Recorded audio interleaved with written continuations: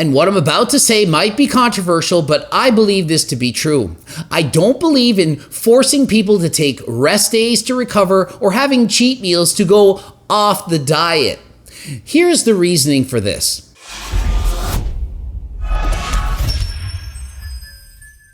Coach Greg, and today we're going to be going over a video by Your Mom's House podcast. And on it, they talk with Ethan Suplee, who lost almost 300 pounds. You're going to see at one point he did 8 hours of cardio a day to lose weight. He was riding a bicycle. Imagine this guy riding a bicycle. He's a big dude. You wake up one day going, I can't do this anymore. And you want it, almost as if you want to just unzip the suit and step out of it. You need it gone.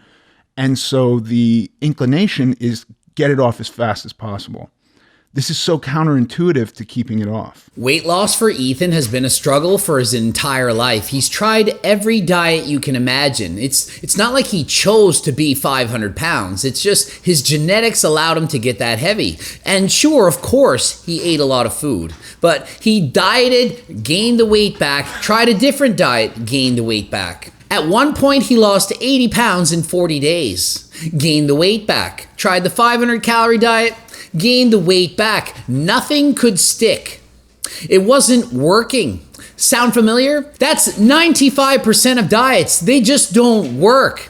Of course, they work while you're dieting, but diets, they come to an end, and then of course you gain the weight back. You're fighting genetics, you're fighting your body. But eventually, he found the diet that worked. The worst part, one of the worst parts about being overweight and struggling with it is the amount of time you spend thinking about it.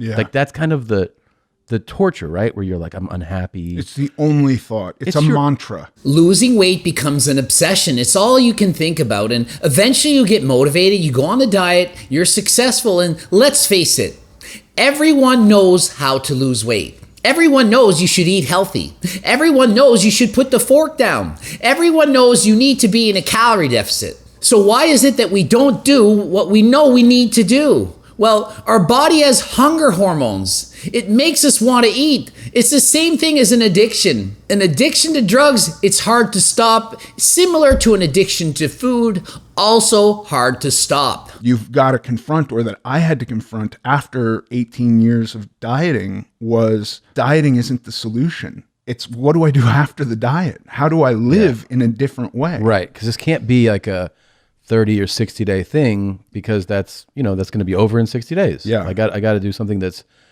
like a change that I can apply all the time. Yeah. So if diets don't work, what does work?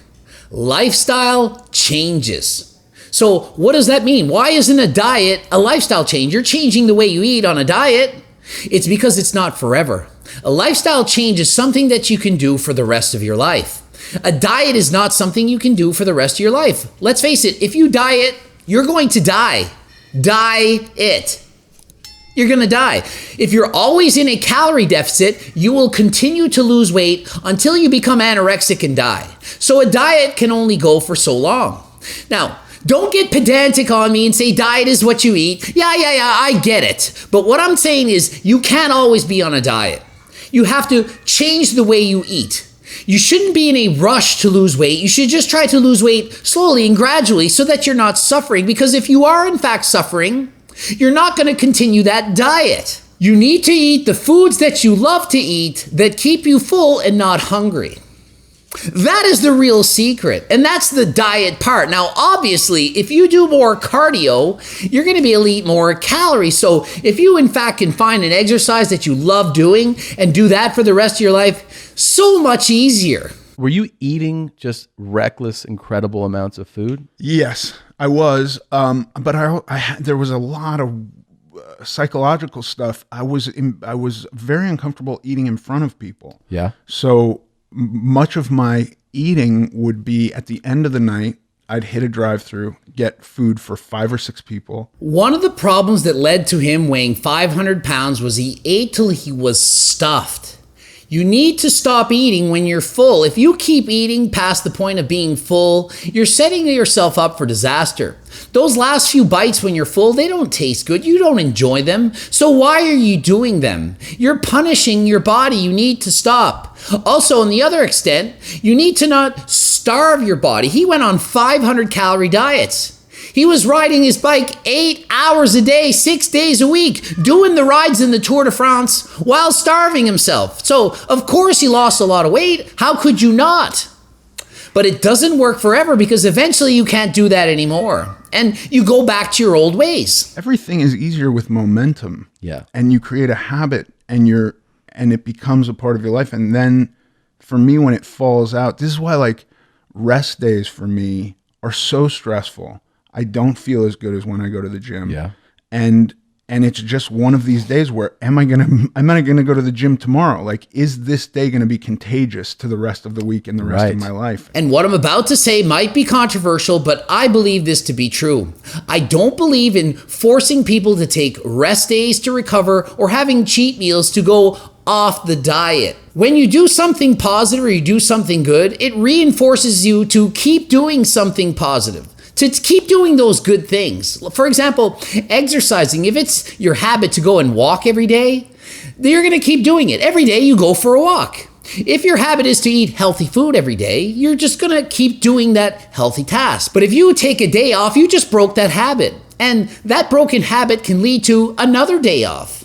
And then another day off. And before you know it, you haven't done any exercise for a week. You know when this happens? When you go on vacation. You take a week off from work and you go down south and you relax and I'm just going to drink and have a good time and eat what I want for this week. And when I get home, I'll go back to my old ways because you're in a good, positive habit. You exercise every day and you eat healthy and you're like, I'll just take a week off.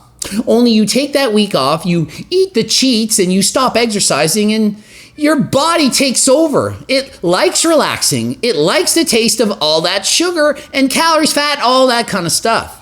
You come back from vacation and before you know it, a month's gone by, you've gained back 20 pounds and you no longer are doing that positive habit you once did. So I am not a fan of having cheat days or telling people they need to not exercise all the time. If you want to exercise every day and that's important to you, exercise every day. If you're sore, just go easier than last time. It's simple. If you're overtraining, don't overtrain. Doesn't mean you need to stop working out. Just train easier than last time. Take a deload. Still go train, just don't go as hard. So I'm a firm believer that you should continue to do what you like to do. And if you like to exercise every day, don't think that you should convince yourself not to exercise. I think if you want or need these cheat days, your diet is too strict in the first place. You shouldn't feel you ever need to cheat. I don't ever, and I mean never, feel like I need to cheat. My diet is amazing. It's fantastic. I like every single meal I eat every single day. And I like the exercise I'm doing, so I don't ever think, I don't want to be active today because I enjoy it. It's the highlight of my day. Why would I want to take away the thing I love doing most? Here's what we're doing.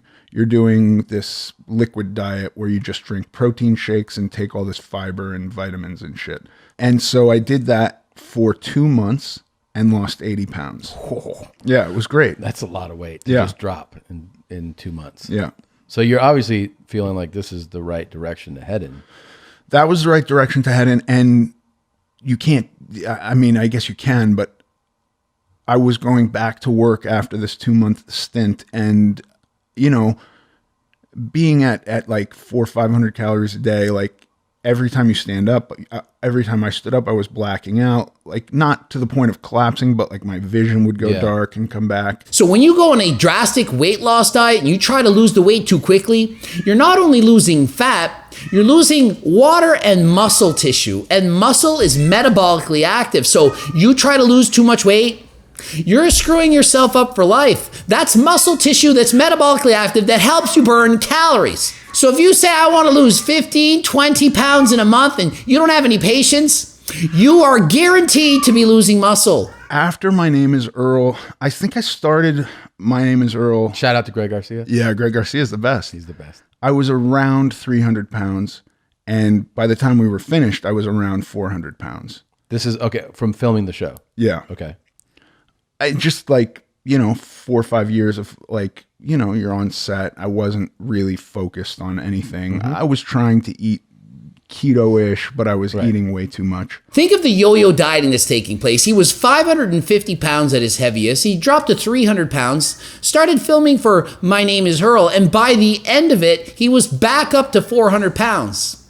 He was on a keto diet. And when it ended, I had this moment of like, God, I'm rich. I could do whatever I want. I'm going to go ride a bike. And I started riding a bike. And for 2 years, I basically just rode a bike 8 hours a day, 6 days a week. That's all I did. Yeah. Really? Yeah. I got down to 215. Think of the calories he's burning. He's out in France riding the stages of the Tour de France up the mountains. He's 400 pounds, yet he's out bike riding. And I'm sure he did progressive overload. I'm sure he started out on slower rides for less distance, and over time, he was able to do more. Bike riding is a great activity to lose weight in comparison to running, for example. And why? Well, bike riding, you can go longer than last time without the damage to the muscles. You ever try running for an hour?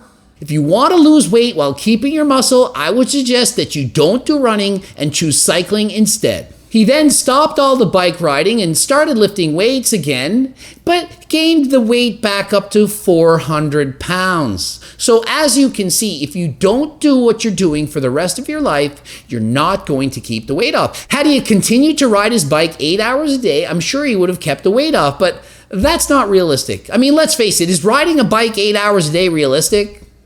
No, not even the riders of the Tour de France can do that. Well, some maybe, but most people cannot ride that long.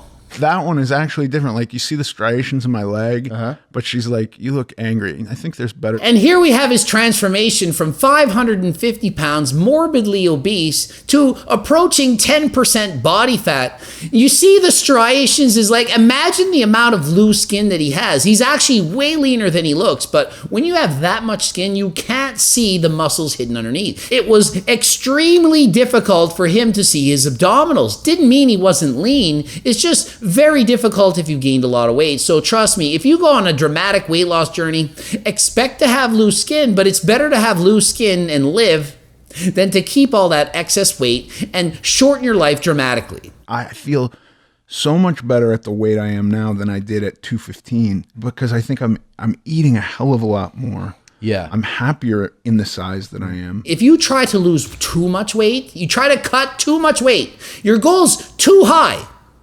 You're not going to be happy. You're going to suffer. You're going to be hungry. If you don't have energy and don't feel good, is it worth being that lean physique that you always wanted? My answer is no. Until you've been that lean, until you've suffered that much, until you've been that hungry, you don't know just how bad it really is. Your mood, personality, everything about you will change. Starving yourself is not something you should do.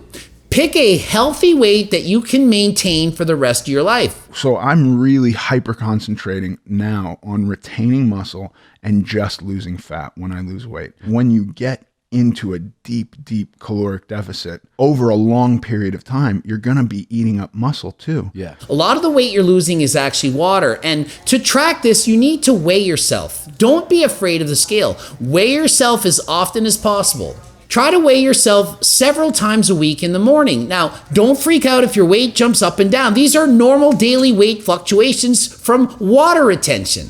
But what you do need to see is there a pattern?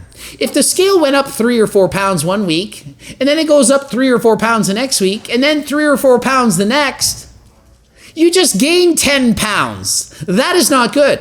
So if it goes up 3 or 4 pounds one week, the next week you have to be extra diligent. Make sure it doesn't continue to go up. You're getting immediate feedback. 3 to 4 pounds, who cares? But if you keep seeing that number rise, you're eating too much. It's simple. It's not rocket science. So let the scale tell you what to do. You know, I was actually eating so little that I was telling myself, you normally eat way too much. Yeah. Like, in real life. in real life. Yeah, Because yeah. I'm actually having like normal meals in these places, and I'm like not even finishing them. Yeah. And you're like, oh yeah, this is what a normal person eats. Yeah. I'm eating like 3 times this amount, and I don't need to. Start tracking out portion sizes. Use the scale. Get used to weighing out and measuring what you're eating. You might be eating way more food than you think, and on average, people underreport how much they're eating by about 30%. So chances are, if you think you're eating 2,000 calories a day, you're probably eating 500 or more than you actually think you are. So if you get used to knowing how much calories are in the food you're eating, you'll have a much easier time staying on point and not overeating. I haven't eaten set food in many years. You're like, I'm not gonna rely on that. Yeah. Well, I mean, that's smart. You have to, right? Yeah. And I always have protein powder or, some kind of beef jerky that's not covered in sugar and nitrates or something like that. Or even pure protein bars. And here's a good tip. Carry protein bars or some form of a snack with you. You never know when the hunger pangs may hit you, and when they do, chances are you're going to make a bad decision. You might eat some fast food, some junk food, and eat way more calories than if you plan out that this could happen.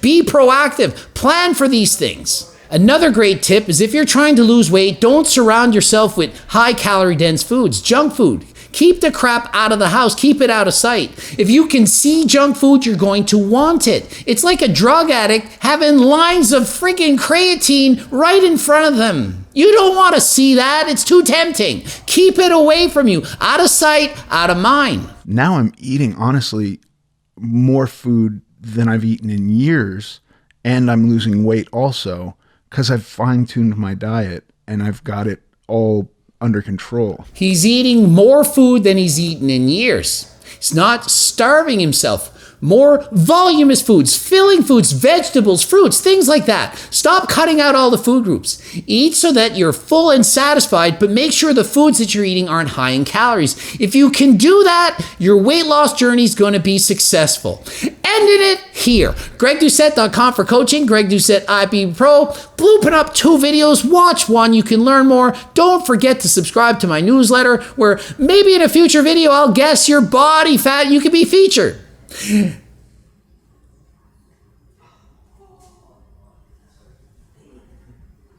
And until next time, I am out.